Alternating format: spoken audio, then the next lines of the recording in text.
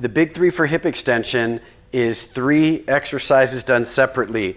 The foam roll, the TFL, the rectus TFL stretch, followed by bridging for hip mobility. Each of those 3 titles is right here on our channel. So look for more details on each of them. But here's your quick reminder of what they should look like when you're doing the big 3 for hip extension. We're going to start with the foam roller. Remember, first thing, we're going to soften it and lessen the resting tone. TFL muscle is right where your hip pocket is. If you're the alternate, you'd be on rectus femoris. If you're on second alternate, you're going to be on adductors. So I'll show you TFL.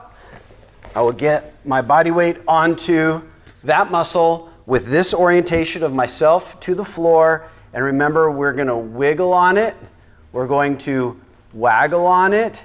And we might even bend and straighten the knee. Those are the 3 techniques for when we foam roll the TFL or the rectus femoris or the adductor group, whichever hip flexor is your bugaboo. After you foam roll to soften the tissue, we need to lengthen the tissue. And that's where this stretch comes in. If you've seen me in person, you know we use this all the time. At home, I'm sitting on this for a reason, you will use your sofa cushion. So you'll stand up and you're gonna put the top of your foot on your sofa, and then you're gonna bring your knee to the floor. You'll be here to make sure you feel very little, if any, stretch in this area, and then slowly come up until the stretch that you feel in this area is noticeable but not real strong. Keep in mind, if you have the tension correct, then over a few seconds, it will lessen. It will feel like it goes away. That's your nervous system no longer perceiving this amount of pull as threatening.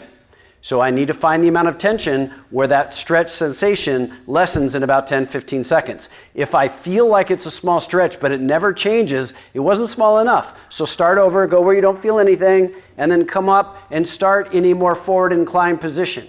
As you get better, you'll be all the way here, and then you'll not have your stomach kind of falling out. You'll do that pelvic tilt, make everything straight. You might even squeeze that butt cheek a little bit. If you really get good, we'll have you here, here, and there.